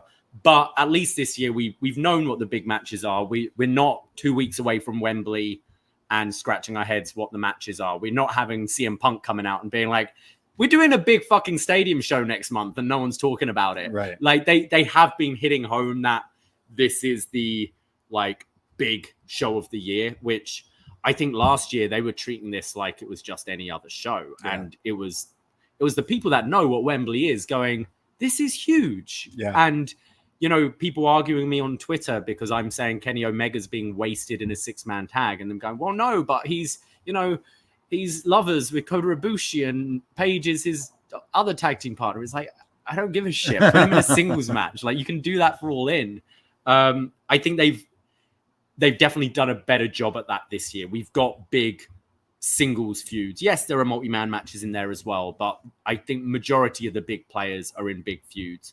I do still think the just overall promotion isn't great. Yeah. Like 50,000 is an awesome number. Like, you're selling 50,000 tickets to a show. Like, that's incredible. But you've also got to look at the fact that you've sold 30,000 tickets less than last year ago. Yeah. And I do still think, like, you're looking at what the kind of promotion is. There's been basically zero promotion for this Cardiff show, which should have been a absolute automatic sellout. It's your first Dynamite ever in Europe. Yeah. And sales haven't been great. I think they priced them way too high to start with, and you're starting to see them drop a bit. But you're announcing that show late as well. People need to make plans. People need to book accommodation when it's still affordable, book trains before they go up, like figure out it's a Wednesday, it's a school night, it's a work night, you know, figuring out, oh, am I able to take a day because I'd really like to go to that Dynamite and things, which people do and people have for the past. Like, I know when I was living in the UK, so many people, oh, you know, I've taken a long weekend because Raw is at the O2 and they're coming down from like Scotland or whatever because Raw is in town. Yeah. You know, and I think just it should have really been announced at the same time, like Wembley and we're doing a Dynamite in the UK, so people can kind of plan that. There's basically been no promotion apart from graphics. I heard a little bit from Shivani this week saying it's the first Dynamite outside the USA, which isn't true because we've had a couple here in Canada. Yeah, Shivani. Yeah. Come on. But yeah, I just think they completely miss out on, you know, doing the interview loop, doing your talk shows. You can't avoid when WWE are in town. It's everywhere. It's weeks before, months before, promoted of, so everything. much. And I know it's in the tube stations on the way up. I know it's on the buses, but get people talking about it. Because I would have like my mum who doesn't watch wrestling and doesn't really like it. She's the kind who says to me, oh, I was watching X chat show and I was watching this morning. I was watching Graham Norton or whatever. And who's this LA Knight guy or whatever. And, you know, it's those kind of things that you can sell. They don't do it enough. I work in TV. And when they came to this market, they didn't do any promotion for TV in Toronto, like which it affects. I think it really affects it. Like, if you have the fucking circus come to town, legit, the fucking circus, they do promotion being like, hey, everyone, the circus is in town. AEW just goes, the internet wrestling fans will come. They'll know. And it's like, no. But even like I always say the Bulldog Brett SummerSlam match, I imagine a whole lot of that stadium don't follow WWF week to week. I think they were just, there's something going on in town. Yeah. Let's go to it. There's the big American wrestling shows coming to town. And I'm not sure if they did the family tickets this year, but it's a long weekend. What shall we do with the kids? It's the end of the summer, something else to do. Yeah. Oh, as a family, we can go for £100 to watch a big wrestling show at the stadium. You're selling 4 tickets at a time doing that. Yeah. It's been something, we've criticized the merchandise. It's all the other stuff. They've got the roster. They've got the great matches booked, but they're competing with a WWE that's very hot right now. And I think we're way past the honeymoon period of AEW. I think there's also that thing, the pandemic ended and people were just so itching to travel, to see live wrestling and things like that, where they're going to all these shows. We've all done it now. Yeah. It's I did All In last year. Grand Slam 1. I did Grand Slam. Yeah. I don't need to do that this year. And when the week-to-week stories maybe aren't compelling, your diehard wrestling fans appreciate the good matches, but what's working for WWE right now? Oh, I can't believe Dominic Mysterio's with Liv Morgan. Yeah. And that's getting more people watching, and through TikTok and things like that. Rhea is just, everyone knows Rhea Ripley right crazy now because of TikTok and Instagram and shit like that. And she's hot.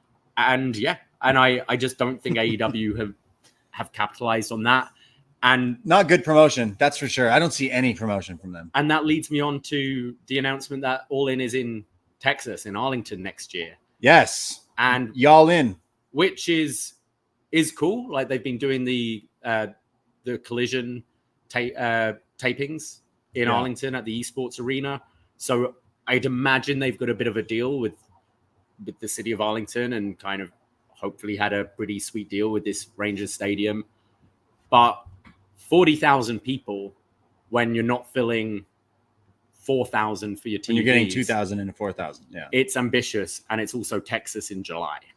Yeah. So All In Texas, Saturday, July 12th, 2025 at the Globe Life Field, Arlington, Texas. That's right outside Dallas, Texas. Is that correct? Yeah. It's where the Cowboys Stadium is. It's about an hour outside of Dallas. Nice. From what I remember. So yes, there you go. The first time All In is coming outside of Wembley. They said they will be returning to Wembley for the 2026 edition. They didn't say Wembley. Oh. And they didn't say All In. They just said returning to, I think they said returning to London or maybe just in 2026. I read that All In Wembley 2026, but in 2025 they will be coming back for a tour. Oh, sorry, 2026. Yes. Okay. Wembley 2026. I've seen mixed things. Okay. I've heard it's been misreported or misunderstood. Okay, yeah. But I'll try and get the quote. Yeah. So yeah, All In, which clearly they'll be selling Y'all In t-shirts, but will they? Yeah, probably not. Probably not. Yeah. They'll still be selling CM Punk shirts at the event. So yeah, this is a pretty big deal. And like you kind of said, they're having trouble getting people to go to smaller venues in the city. They better book some crazy big show and hope people will be traveling for this, because 40,000 tickets is very ambitious for a stadium show for this company in the United States. I know it's their backyard, America, but they've been not selling great. So to do a stadium to oppose a WWE stadium show in Texas is a big deal. And you'd hope, just as a wrestling fan, that it does well, and it does do that. But again, this is a year out. It's going to be a tough job for them. Sorry. Yeah, you're right. All In for 2026. Right. So, and I think it's good taking a break from Wembley. I think, make people want it more. Yeah. And I think as long as AEW's starts to grow again, I think you get a good number with that time removed. Are you y'all in it, bruv? I'd love to go back to Texas. I've enjoyed it whenever I've gone.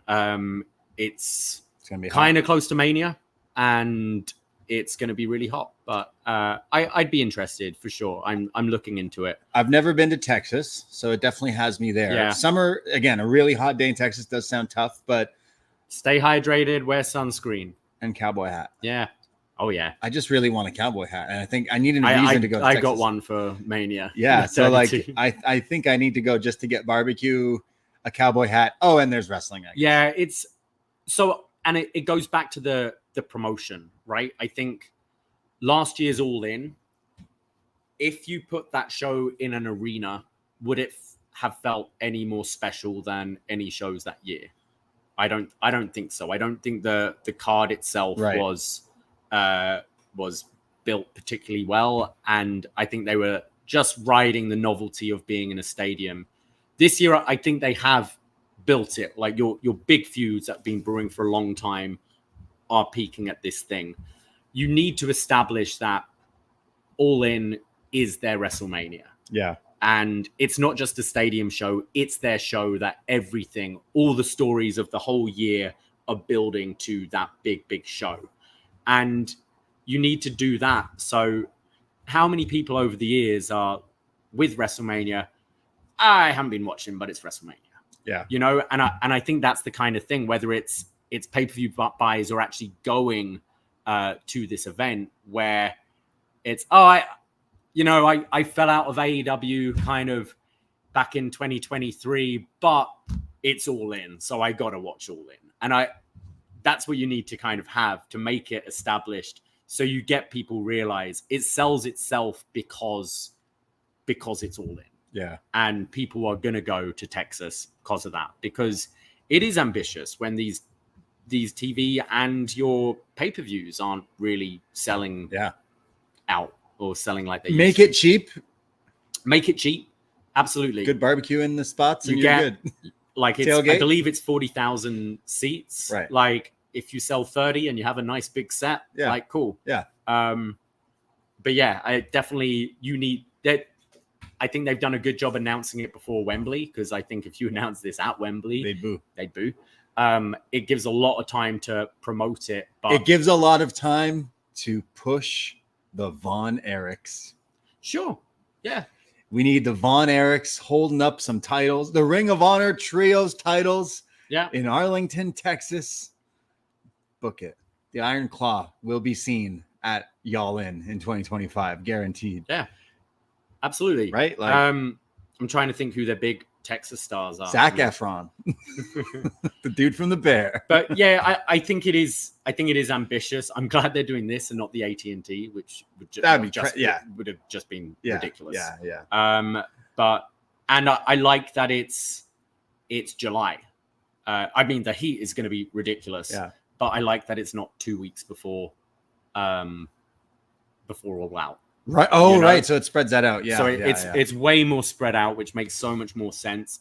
I wonder if that will be the fact when they go back to Wembley the following year, whether it would stay in that like end of August date, or whether they just go, you know what, it makes way more sense to do it in July and then have that Labor Day weekend for All Out. Well, any Texas friends, convince us to come. Let us know. Are you going to go to Texas All In? Forever. Texas forever. We'd have to go to Austin if we're. I'd have to, yeah. And I think to get yourself hyped, you should watch Friday Night Lights on the build up to it. Okay, right. Feel all. I'll watch all everything Texas. Texas. Yeah, I've never been. I've always wanted to go. I've been watching all the news about Graceland. There's been drama at Graceland. What's happened? And like, because Elvis's daughter died, she had the rights to the thing, and then there was like a scam, and there's all this stuff going on that it could be owned by someone else, and they could potentially close it if they ever wanted to. And I thought, I've never been there in my life, and like I've always wanted to. I'm not saying it's on the way there, but I'm like, I've wanted to go. I need another cowboy hat. And then this gets announced. I'm like, I really need a cowboy hat, baby, because I need to go to Texas for All In. I'm not sure yet, but maybe. I'm like, Memphis is pretty cool. Is it on the way there? Can we drive? So I did when I moved here in 2016. I did Austin, Dallas, Houston, New Orleans, Nashville, Memphis. Wow, it's an American. And that was driving, like all that. So it's doable. We'll convince our friends. We'll go on a big road trip. Let's see, Memphis. Although I think next year I want to do New Orleans for Halloween. Ooh, I think would be very great. nice. But yeah, New Orleans is a little closer. Okay, I mean, technically for us, it is on the way there, sort of. So, I mean, are you looking to drive? That'd be insane. I'm probably flying. To drive to Texas would be insane. Yeah, that's very, very far. But yeah, let us know. Are you interested? Are you going? Are you planning? Would you travel for All In July 2025? It's very ambitious for AEW, but hopefully it works out for them. Hopefully it's a big, crazy event. Down in Texas. In Texas. Hopefully they're learning. You know, I think they definitely learned this year with the build. Now we just need that promotion going up. Chris Jones in the chat says maybe they'll make it Dustin's final match. That's something I don't see that main event in the show, but I think that's something would be a real featured thing on that show. Him and his dog. Yeah. Coming up. Yeah. Book it. There you go. So there's all our AEW talk all in this weekend. Again, we'll chat about it on the Tuesday following on upNXT on the Post Wrestling feed. So check it out there. So we won't be going live next Sunday as we will be watching it at Wide Open. So again, Toronto area peeps, come join us. I think next probably big news is the G1 final that took place this morning. Spoilers, obviously, but it's coming home. Mm-hmm. The IWGP Butterfly Heavyweight title is coming home to the UK because a Brit has won the G1 Climax. Yes. Can't believe it. Zack Sabre Jr. I watched the few final matches and then leading up to I watched the semis. I watched the quarters, semis, and final. I actually really enjoyed both semis. I'm not a big David Finlay fan, but I actually really got into that match with Yoda Tsuji, wasn't it? Yeah. And then Zack and Shingo obviously was great. Yeah, really and then but yeah, I think Tsuji's definitely one to watch. I know a lot of people had him picked for this. I'm glad Zack's getting his moment. But then what's interesting is he's called his shot before Wrestle Kingdom, right? Yes. So it sounds like he said he challenged not for Wrestle Kingdom, but for the show. I'm blanking on it. I had it here, but the show before that, like King of Pro Wrestling. Yeah, King of Pro Wrestling. Exactly that one. So like either that means he's taking the title from Naito and it's him versus someone else in the main event, or he's just not in the main event at the Tokyo Dome. Which is weird. Which, if he's not in the main event at the Tokyo Dome, I don't know why you would have him win. Do this. It's whether they're planning on doing another kind of little Gold Rush tournament thing again. I don't know. But I mean, Naito just looks cooked. He's so done. So he's got bandages holding him together. Yeah, like glue. I know he's still the star there and the sentimental favorite for everyone and that kind of thing. But I just think if you want that quality main event, you want to crown someone new. I also feel I've seen Naito v Zack so many times. Yeah. So I do see Zack winning before Wrestle Kingdom, but then that's the question is, who do you see him? Danielson. Yeah, that wouldn't shock me. Okay, so he beat Danielson the last time they wrestled. So therefore, they're one apiece. Yeah, and then you've got Wrestle Dynasty, is it? You got 2 nights in a row. You got the first night and then the second night with CMLL and AEW, which doesn't mean that those talents can't be on night 1. No. I imagine night 2 is a Forbidden Door AEW Championship main event, right? Perhaps. I don't know if you do defending the New Japan title back to back. Okay. What if it's title v title? Danielson wins. What, wins both? I can't, honestly, I can't see who else you'd because I just feel you'd do it. You'd have it done a different way. I think part of me feels, if you were going to crown, if you're looking to just do, let's say it's Tsuji v Zack in the main event. Yeah. If you're looking to do that, I'd have had Naito drop this title way earlier to Tsuji and have Zack win the main and then go on to chase him. I think it would have been, I think to put the rocket on someone, it should have been Naito has his moment at Wrestle Kingdom last year, and then pretty much the next pay-per-view, one of these young kids, whether it's Tsuji, whether it's Shooter or someone, beats him and has quite a run with the title. Yeah. And it's a bit of a shock win. And then you have your Zack, who we're all fans of him. We all want to see him have his moment one day, and you build that to Wrestle Kingdom. The fact they're not doing that, it's weird. I don't think Naito's in this main event. I just think he's quite a lot recently. He's just proved his.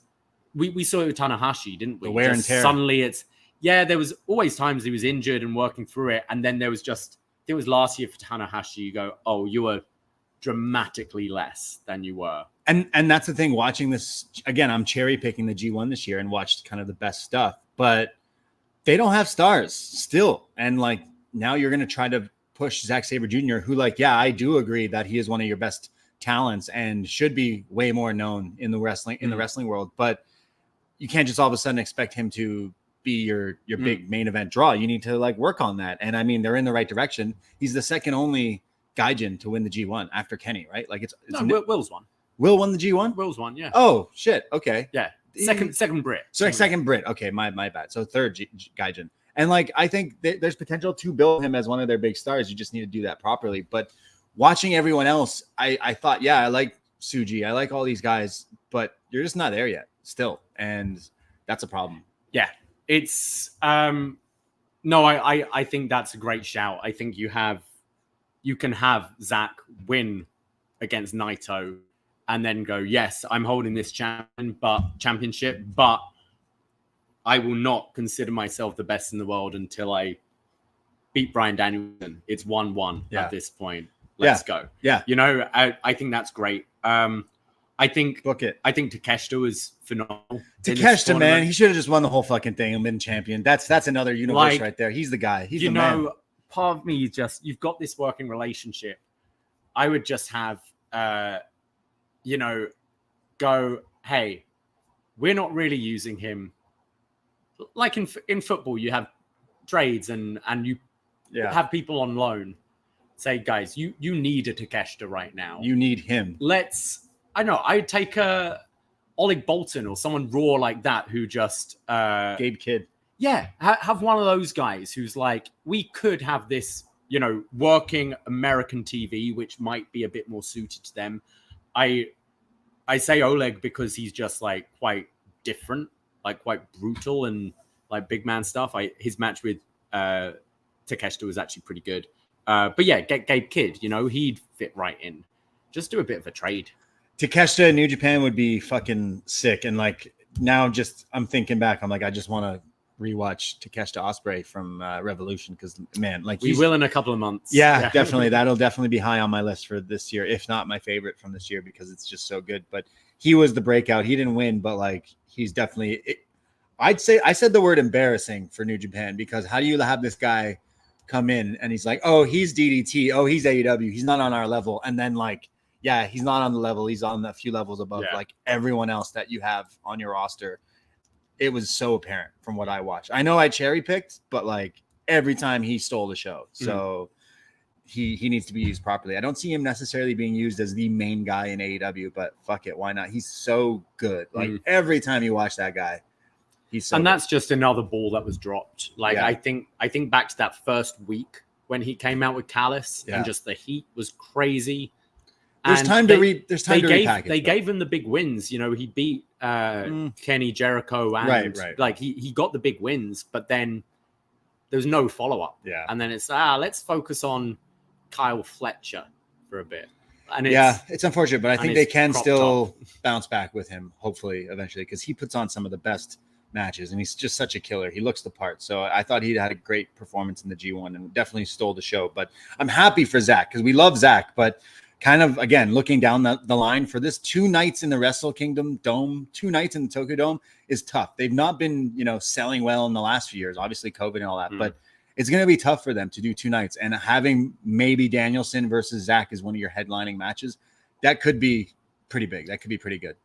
I mean, they're hoping to get that international crowd coming. I mean, he might retire this week. The advantage this year is it falls on a Saturday and Sunday. So that alone, they'll be getting international people watching. Well, yes, traveling. But also just in Japan. You'll have more people wanting to go because it's the weekend. It's a weird time. Like being there, it was 8 years ago. There's like a whole week of holidays that people take off. Like there's a lot of dead time in that area. And there's like holidays and everything. Like people have it off. It's just they've not sold as many tickets for quite a few years. Again, there's been reasons why. But also like now all their stars are gone. It's going to be real tough to rebuild. So maybe the AEW thing brings over people, but I don't know necessarily you have. But also when you're getting your Forbidden Doors over here anyway, it's like, do I need to travel to the Japan? Yen is low. Have you looked? Like it's actually really cheaper to go to Japan lately. I know a lot of people have just recently gone. We have some friends booking a trip just to go in the fall. And it's like the yen is actually significantly dropped to, especially when I was there, it's a lot cheaper to book flights and hotels and everything. So, but I mean, obviously a lot have hopped to AEW now, but when you can see all of these guys in the US and Canada and the UK, like they're over a lot now, and it's oversaturated. Yeah. And it's when I can get like matches like Danielson and Okada and Kenny and Ospreay just down the road. Yeah. Like, what is it you can book that will make me book a flight? Jun Kasai. Sure. I want to see a death match. That's what I want to see. New Japan, Zack Sabre Jr., possibly your future IWGP title. Let us know, what other dream matches can they put in that weekend for Wrestle Kingdom that would get you to travel? Not actually travel, but what are some other big matches? Is it Takeshita? Is that one of the headliners because of his showcase in the G1? There's a few options there. Hopefully Danielson doesn't retire this next weekend and does wrestle for New Japan one more time. I think he would like it. But maybe you want to travel somewhere else across the world. Maybe you want to travel to Mexico to see Triple Mania. That's on my bucket list. I've done Mania. I've done Kingdom. I need the Mania, the Triple Mania. One day, please. One day. I need to do it. But I saw some clips from Triple Mania this weekend, and oh boy, they even Triple Mania'd themselves over them. Like, they've out Triple Mania'd themselves is what I mean, because the clips I saw was Vampiro's retirement ? But it's him walking around for 20 minutes, fighting everyone through the crowd, does not take a bump, but somehow wins a match. At least they played his fucking music, right? Then we had JBL come out with Nick Nemeth, who for some reason, wrestling god. I guess Triple H sent him down there to make some connections. Yeah, with AAA. I guess. Yeah. I know he wore an Axiom mask backstage to make sure he was not. Oh, really? He was not seen. That's funny. But JBL, wrestling god, making it down there and in the corner of Nick Nemeth. Then we had Jeff Jarrett, Satnam Singh. Who did we have? Jinder Mahal. Yeah, Jinder and Satnam teaming. What was that? Yeah. And then they had a match where there's a giant casket. And when they open the casket, La Parka's in there. And Michael Jackson's Thriller starts playing as he looks at them. And then they close the lid and the music stops. And they open it and the music plays. Just ridiculous. You know how when we went to that ECW tribute show and I came out and went, that was the best, worst show I've ever seen. I think that's how I'd be going to a Triple Mania. Yeah, you come out and be like, that was absolute dog shit, and I enjoyed myself. Yeah, like during the Vampiro bit, I don't know why he was walking around the crowd beating up people to the Pirates of the Caribbean theme song. Oh, I love that song. It's a banger. Don't get me wrong, but I'm going to be hearing Hans play it live soon. Is he coming here soon? He's coming in next month. Shit. And then, it was just like all over the place with some of the stuff that I saw from Triple Mania. But Alberto Del Rio beat Ziggler for the title. Riddle beat Commander for the Cruiserweight title. It's all over the place over Triple Mania. So maybe Triple H helps them out and strikes a deal. And I don't know. They got Rey Mysterio to send a video. I guess all those years of when Vince would say no, that Triple H. So yeah, that's interesting now. So AEW seemed to have the relationship with CMLL and New Japan. Yeah. And now you have WWE with Noah and AAA. Yeah. And Marigold, and you got Stardom with so weird. AEW. So bizarre. But yeah, Triple Mania once again. Just cool. All right. Stealing the show. Any other things going on this week? Well, we had some more things built for Bash in Berlin, which I think is actually looking for their B pay-per-views, and especially the international ones, where I think they've kind of been like, we're going to get a hot crowd anyway. Let's just throw something together. I think they've got an all right card. Only 3 matches confirmed, but it seems like we're getting a strap match between Drew and Punk added to this as well, which really boosts if that is confirmed. Gunther versus Randy Orton, I think is going to be, that's a pretty big main event to be putting on, especially with Gunther there, and obviously Randy's a star. Cody Rhodes versus Kevin Owens. Now, I don't think Owens has a chance of winning, but I think they're going to have a pretty great match. I think they'll be working pretty hard. And then you've got Priest and Ripley against Dom and Liv, which for those people for the story, I think that'll be pretty heated. So we'll probably have, that Punk and Drew match announced, and I guess, one more match. These seem to be 5-match cards, but I think Bash in Berlin is going to be really fun. I'm looking forward to seeing what this crowd's going to be like. I'm looking forward to the reaction for Gunther. And if we are getting Punk and Drew, I'm hoping we get more of the match that I didn't really get at SummerSlam. Yeah, absolutely. I didn't necessarily think Gunther and Randy had a good match the last time, but I think the one will get and Drew and Punk. I didn't really like that match that much either. So I'm hoping that the rematches over deliver and definitely do right from maybe some wrongs. But yeah, I watched Roman come back, gets the walking boot to the face. Oh yeah. Right. Yeah. A whole big moment there. The bloodline stuff. Rest in peace to Afa. Yeah. Man, that's pretty sad. Yeah, Afa and Sika both passing away within weeks of each other. I mean this in all respect. Like, I know they just passed away, but how crazy that, like, in the last year to 2 years, that, like, the bloodline story has been so popular, and like for them to still see that. They both came out on one of the shows. Yeah, didn't they? exactly. And, like, gave Roman. Isn't that like kind of it's crazy, impressive, special? I mean, for that family to really get that recognition, get their flowers, this story, legit flowers. We've had stars from this family. Obviously, The Rock was a big star, and Yokozuna at a time, but that it's not really been until Roman and the bloodline that they've really hit you over the head with what this family is. Yeah, like Rock, you'd hear, third generation superstar. You occasionally have Rikishi tell everyone, "I'm your cousin," like right. But it's never been to the extent that we've had. And as you said, even this year with Rock coming into the family, and they posted a tribute to Umaga the other day and that kind of thing. It is kind of poetic that, this happened before they passed, to see kind of what a legacy they've left behind. Absolutely. So yeah, I guess we're going with more of the bloodline stuff with Roman, the OTC and everything. People are eating it up. I got to say, the Jacob Fatu, some of the best selling I've ever seen, because I was convinced. I'm still convinced he's injured. He just like, I'll just go fuck it. Like, I'll just do the match in the boot. If it was just selling, and apparently that was the plan for him to sell a leg injury, it was fantastic. Yeah. So good. I find it kind of interesting that they've done him and Roman getting physical already.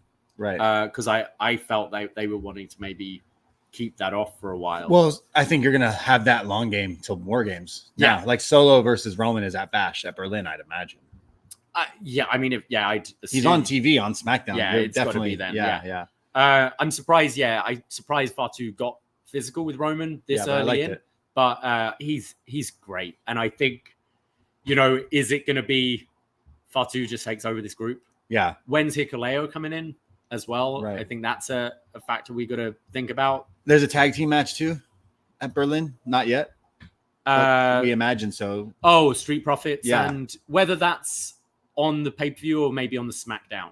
They've been doing that quite a lot. The SmackDown the night before the show. Yeah. Doing a big tag match. So maybe you get Bloodline versus Street Profits. There. Well, Profits and DIY had a pretty good match this week. I mean, I don't know about the tag team division. WWE's been all right with these tag teams, but the newest tag team in WWE is definitely what I have my eyes on and should be at Bash in Berlin for the tag titles. Rey Mysterio and Travis Scott. Yeah. What the fuck?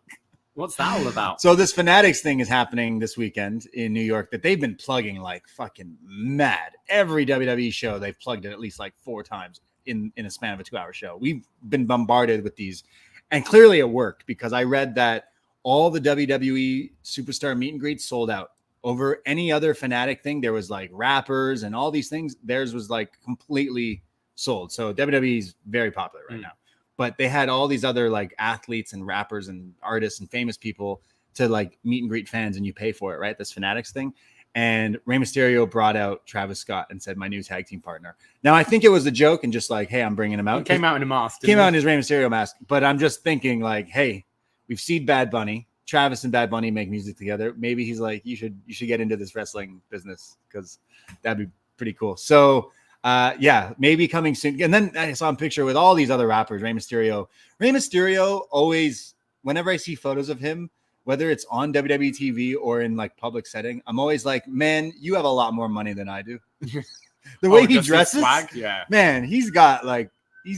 He's always looks good. And I mean, not even just the mask, but like, fuck, he just dresses to impress all the time. And I can respect it. He's a true wrestling god. But yeah, I hope Travis Scott gets in the, I know you might not be super familiar with him, but I know the name. He's doing the WrestleMania theme. Right. So he'll probably perform at WrestleMania, and maybe They've announced that already?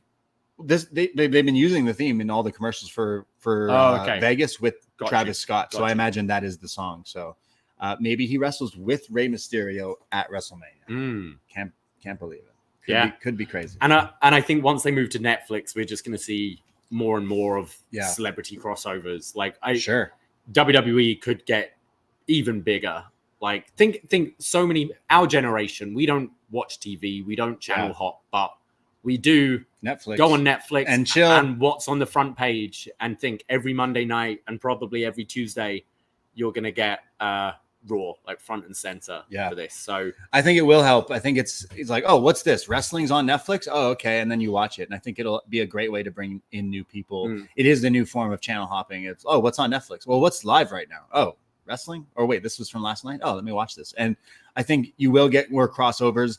I saw Heels, the TV show, Heels fans.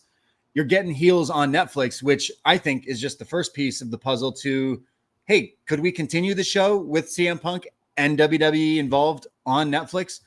I think that's the sure yes. Yeah, we probably will. I wonder if there's life for Glow as well, you know, maybe just a movie, something like that. If you, it's hard getting schedules together, but I think if Netflix are diving into the wrestling world, which they really are with this WWE more documentaries, documentaries. Why, like, Glow had such a big fan base, and so many people I know that don't watch wrestling who love Glow as well. And now you have that access. You go, okay, we're gonna make a Glow movie, and let's give you fucking Liv Morgan for this series or whoever, you know, like you can do so much more now. I think you're just going to see more and more wrestling products on Netflix. Yeah. They just have the new, like the Japanese wrestling show. I'm blanking on who's it featured on, but it's like a whole series in Netflix Japan. Okay. And it's based on like back in the days, a bunch of wrestlers. And I'm blanking on that, what it is, but it looks awesome as well. I saw the trailer for it, and the Queen of Villains is what it's called, and it focuses on Matsumoto, a big heel in the age of women's wrestling. And just watch the trailer, and you're like, yeah, I'm in. So like, we'll definitely have to watch that and check out, because they're definitely going in on wrestling. And I think that's great, because that's how I watch stuff. Like we said, we love platforms and stuff, and if that's the future, I think it's definitely going to work. Whether they have sports, cooking, fishing, live entertainment on these streaming things, you're going to see that a lot more, and WWE is definitely going to kill it. We just need them to sort out their commercial licenses for bars and restaurants. That'll be an issue for us. Yeah, we will. They haven't yet, and they have been starting doing live things. Yeah, and I think when you've got this, NFL game at Christmas coming up on Netflix, when you've got the eventual Jake Paul Mike Tyson fight, they're going to need to sort something out, because bars are going to want to show these things. Absolutely. Yeah.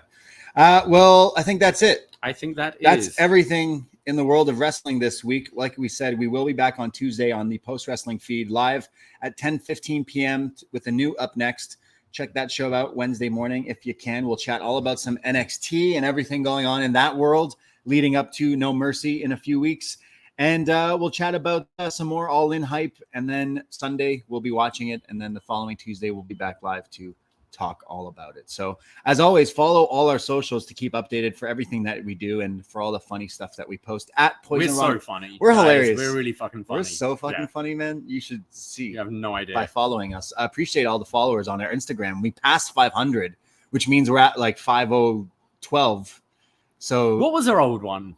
It was a lot more, but we need to get those numbers up, guys. So go follow us at. We know you're on Instagram. Don't stop pretending you're not. Go tell your mom, hey, mom, you got to follow Poisonrana Pod on Instagram. Yeah. Go give us a little follow. Give us a nice review. Check out all the free shows here. John Cena, Evil, every Thursday or Friday. He does Shot in the Dark, 15 minutes or less, fills you in on all the other wrestling. Him and B did a great episode of What Up, Doe, chatting about Wolverine and Deadpool and everything else going on. There was a Eagles Don't Hunt Flies. I know I'm going to do a detox in a week or so. So lots and lots of free shows. Next Friday on the post feed, John Cena, the champ, is here. Our episode 1 will be free for everyone. You'll hear us plug that on Tuesday, I'm sure, again. But lots and lots of free shows. And if you like what you hear, you can support us at patreon.com/Poisonrana. $5 to become a friend. You get all our shows, our ECW One Night Stand, our movie reviews. Everything is up there at your leisure. Yes. At your pleasure. At your whatever. Absolutely. Yeah. Appreciate everyone out there in the chat today. We had a lot of people. Appreciate all the Chris's, all the Chris's today. Megan, I see you. Everybody in there. Joseph, there was lots of. Appreciate all the love, and we can't do it without you. So again, thanks everyone, and hope we entertained you. Yeah. So we'll chat with you again soon. Take care. Goodbye. Be safe, and shout out to the Pirates of the Caribbean theme song. Ahoy! Ahoy.